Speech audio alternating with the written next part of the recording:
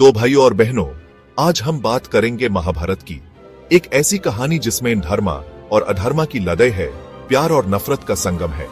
शुरू करते हैं राजा विचित्रवीर्य की कहानी से, जिनके देहांत के बाद उनके 3 बेटे धृतराष्ट्र, पंडु और विदुर की जिम्मेदारी उनके बड़े चचा भीष्मा के कंधों पर आ गई। भीष्मा को अपने भतीजों से बेहद प्यार था और वो उन्हें कुरुवंश के लया उत्तराधिकारी बनाना चाहते थे। उन्होंने ये सुनिश्चित किया कि तीनों राजकुमार शास्त्र विद्या, राजनीति और युद्ध कला में निपुण हों।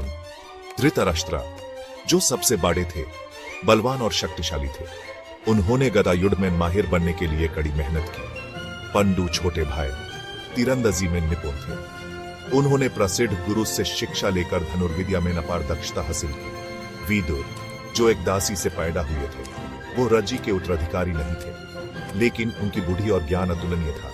नीति शास्त्र, कूटनीति और राजधर्म में उनका कोई जवाब नहीं था। विदुर की सलाह को सभी इंपॉर्टेंस देते थे और वो अपने भाइयों के विश्वासपात्र सलाहकार भी थे। धृतराष्ट्र सबसे बड़े होने के बावजूद अपने अंधेपन के कारण राज्य के लिए योग्य नहीं थे। ऐसे में वीर योद्धा पांडु हस्तिनापुर के राजा बने। यह घटना हालांकि न्याय संगत थी, लेकिन धृतराष्ट्र के हृदय में इसे लेकर असंतोष के बीज बो गई, जिसका भयानक परिणाम आगे जाकर देखने को मिला।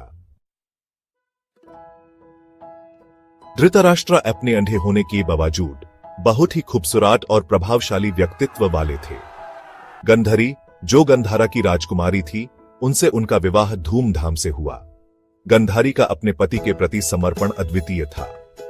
धृतराष्ट्र के अंधे होने की जानकारी मिलने पर उन्होंने खुद के आंखों पर पट्टी बांध ली और अपने पति की तरह अंधेरे में रहने का निश्चय किया। त्याग और समर्पण का यह उदाहरण गंधारी को पतिव्रता नारी का प्रतीक बनाता है। उधर पांडु की पत्नी कुंती अपनी पवित्रता और समर्पण के लिए जानी जाती थी। उन्होंने महर्षि दुर्वासा की सेवा पूरी निष्ठा और विनम्रता से की। उनकी सेवा से प्रसन्न होकर महर्षि ने उन्हें एक वरदान दिया, किसी भी देवता का आह्वान करके उनसे पुत्र प्राप्त करने का मंत्र। यह वरदान हालांकि उस समय बहुत महत्वपूर्ण नहीं लग रहा था, लेकिन आगे जाकर कुरुवंश के भाग्य को बदलने वाला साबित हुआ। अपनी युवावस्था में कुंती ने महर्षि दुर्वासा द्वारा दिए गए मंत्र का उपयोग करके सूर्य देव का इन्वोके किया था। इस यूनियन से एक सोन का जन्म हुआ, जिसका नाम कर्णा रखा गया। हालांकि विवाह से पहले मां बनने के सामाजिक डर से कुंती ने नवजात शिशु को एक टोकरी में बहा दिया। कर्णा को ले जा रही टोकरी को राजा धृतराष्ट्र के यहाँ चैरियोटीर के रूप में कार्यरत अधिरात ने देखा।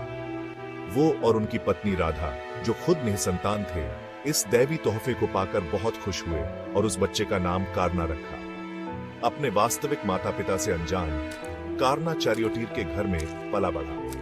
अपने विनम्र पालन पोषण के बावजूद कर्णा ने धनुर्विद्या और युद्ध स्किल में असाधारण प्रतिभा दिखाई। वह सबसे श्रेष्ठ से सीखना चाहता था और इसलिए प्रसिद्ध गुरु परशुराम की शरण में गया। परशुरामा का शिष्य बनने के लिए दृढ़ निश्चयी कर्णा ने खुद को एक ब्राह्मण के रूप में छिपा लिया।